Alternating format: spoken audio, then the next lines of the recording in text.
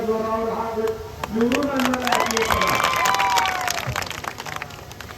भाऊ हे तिन्ही उमेदवार जे दिलेले आहेत आपण, हे तिन्ही उमेदवार अतिशय गरीब परिस्थितीतून आलेले आहेत. या तिन्ही उमेदवारांची आर्थिक परिस्थिती अत्यंत नाजूक आहे. या तिन्ही उमेदवारांचा विचार केला तर लहानपणापासून मार्केटमध्ये हमाली करणारे आमचे संभाजी तात्या अवघड जिल्हा परिषदेचे सदस्य म्हणून उभा आहे. त्यांनी या आधी जिल्हा परिषदेसाठी एकदा जिल्हा परिषद सदस्य, एकदा पंचायत समितीचे सभापती आणि पंचायत समितीचे सदस्य म्हणून काम केलेलं आहे. संभाजी तात्याबद्दल अवघड यांच्याबद्दल बोलताना मी एवढंच सांगतो, भाऊ, दुष्काळाच्या काळात, छावणीच्या काळात 24 तास 2003च्या काळात 24 तास रात्रंदिवस जुनोनीच्या छावणीमध्ये या माणसाने जनावर जगवण्यासाठी केलेले कष्ट आजपर्यंत आपल्या सगळ्यांना स्मरणात आहे.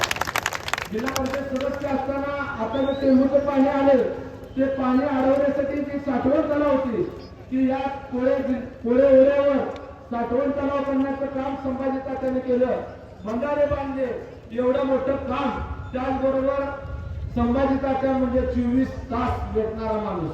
कुठेही चौकात ना कापडाची पर्वा, ना माणसाच्या कुठं बसतो, कोणाची बोलण्याची पर्वा, कुठं बस म्हणजे तिथं बसणार, कुठं उठ म्हणजे तिथे येणार. 24 तास रात्रंदिवस भेटणारा माणूस म्हणजे संभाजी तात्या.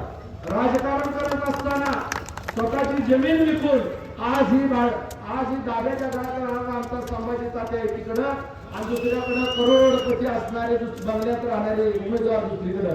ही आजची परिस्थिती आहे. दुसरे आमचे उमेदवार आहेत पोपटगडचे. पोपटगडचे हे ऊसतोडीचा फॅक्टरी करणारा नेता आमचा. फॅक्टरी वगैरे करून त्याने 24 तास कष्ट करून तो आता पंचायत समितीला उभा राहिलेला. त्याने ग्रामपंचायतमध्ये त्याची स्वतःची 10 वर्ष झाले ग्रामपंचायत आहे, सोसायटी आहे, त्याची स्वतःच्या ताकदीवर निवडून आलेली आहे. आणि तिसरे जे आपले उमेदवार आहेत ते शिवाजी बापू घेरडे यांची पत्नी सुलाताई घेरडे. या उमेदवाराबद्दल काय बोलायचं? या उमेदवाराचा भाऊ खर्च सुद्धा, निवडणुकीचा अर्ज भरण्याचा खर्च सुद्धा आम्ही कार्यकर्त्यांनी केला, त्याच्यात 1 रुपया नाही अशा पद्धतीने काढला. परंतु सकाळी तांबडे फुटायला 7 वाजता हा माणूस जुनोनीच्या चौकात दिसेल, कोण्याच्या चौकात दिसेल, किंद्रेश्वरीच्या चौकात दिसेल, हातीतला दिसेल. एक ही कुठल्या सुखदुःखात दिसणार नाही असा आमचा शिवाजी घेरडे नाही. प्रत्येक ठिकाणी पोहोचणारा आमचा शिवाजी बापू घेरडे, त्याची पत्नी आज उमेदवार आहे. या उमेदवारांची संभाजी तात्या आणि पोपटगडे यांची खून कमळ आहे आणि शिवबापू घेरडे यांची, सुलाताई घेरडे यांची खून आहे धनुष्यबाण. मी तुम्हाला भाऊ एवढंच सांगतो, या गटामध्ये आता जो बदल झालेला आहे तो तुमच्या आणि बापूच्या नेतृत्वावर विश्वास ठेवून बदल झालेला आहे. ते सांगताना मला आनंद होतो. तुमच्याकडे नाही बापूकडे वगैरेनंतर आज मला आवर्जून बापूंबद्दल सांगायला लागतंय. गेल्या 5 वर्षात शहाजी बापूने आमदार असताना 5,500 कोटीचा विकास निधी या तालुक्यात आणला. आणि हा विकास फक्त कागदावर नाही. आपल्याकडे आज पुस्तिका भावशास्त्री प्रकाशित होते, विकासाची पुस्तिका आपल्या सगळ्याला मिळणार आहे. फक्त बापूने विकास केला आणि विकास करत असताना मी एकच आठवण करून देतो भाऊ, ज्यावेळेस गेल्या 5 वर्षात हे टेंबूचं पाणी, तुम्ही वर होता, खाली बापू होते. बापू आमदार असताना 5 वर्षाच्या काळात टेंबूचं पाणी आम्हाला पैसे भरायला लागले नाहीत. 5 वर्ष कंटिन्युअस या बंधाऱ्याला जेव्हा पाणी मागेल तेव्हा पाणी आलं. आणि या 5 वर्षाची शेतीची सुधारणा झालेली आहे. त्यामुळे मी एकदा विनंती करणार, आपण आपल्या मनाला विचारणार आहे की करोडपती उमेदवार जर असले तर आज 5-10 कोटी रुपये खर्चाची तयारी आहे त्यांची. 5,000 रेट काढतो म्हणतायत ते. परंतु तुम्ही विचार करायला गेल्या 5 वर्षात पाणी आल्यामुळे आपली शेती पिकली का नाही? आपल्या घरात कष्टानं मुलं शिकली का नाही? आपल्या घरात सुखाचे 2 घास खाल्ले का नाही? एवढाच विचार करायचा आणि येणाऱ्या 7 तारखेला आपल्याला मतदान करायचं आहे. दुसरी गोष्ट आहे, यामध्ये आवर्जून सांगणार आहे की आपल्या या भागामध्ये भाऊ डॉक्टर बाबासाहेब आंबेडकरांचे अस्थी आहे तिथं.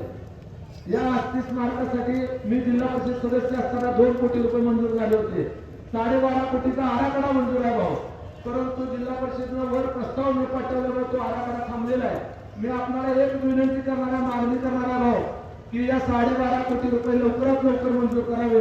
आणि राज्य सरकारने 12.5 कोटी रुपये दिले तर चैत्यभूमी आणि नागपूरची चैत्यभूमी आणि मुंबईची दीक्षाभूमी आणि चैत्यभूमी प्रमाणे या पोळ्याला दर्जा येणारे आज असंख्य अनुयायी या ठिकाणी येत आहेत. आणि त्या निमित्तानं त्यांचं दर्शन होतंय.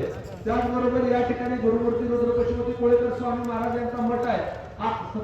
11व्या शतकाचा मठ आहे. तेवढं मोठं महत्वाच्या मठाचं ते संन्यासी गादी असलेले आपल्या मानखटावामध्ये त्यांचं मूळ पीठ आहे. इथं कोळ्यातून मठ आहे. गुरुमूर्ती रुद्र पशुपती कोळेकर स्वामी महाराज निमसोडला मठ आहे. पहिला निमसोड कोळा 350 पीठ आहेत त्याची. आणि या कोळेकर महाराजांच्या आशीर्वादाने पावन झालेली ग्रामदेव लक्ष्मीच्या भूमीमध्ये आपण आलेलो आहात. या कोळेकर महाराजांचा जो मठाचा दर्जा आहे तो क वर्गासाठी प्रस्ताव दिला, तो अचानक शासनाने निर्णय घेतला गेल्या वेळेस की क वर्गाचा दर्जा बंद करावा म्हणून. मी ते विनंती करणार भाऊ, विशेष दर्जा म्हणून कोळेकर महाराजांच्या मठाचा क वर्गामध्ये समावेश व्हावा. यामध्ये भाऊ दुसरी एक महत्वाची गोष्ट आहे. मी आज आपल्याकडे विनंती करणार आहे की या कोळे आणि नागरा जिल्हा परिषद गटामध्ये महिला बचत गट ते एकूण 588 बचत गटाची संख्या आहे आणि 7,000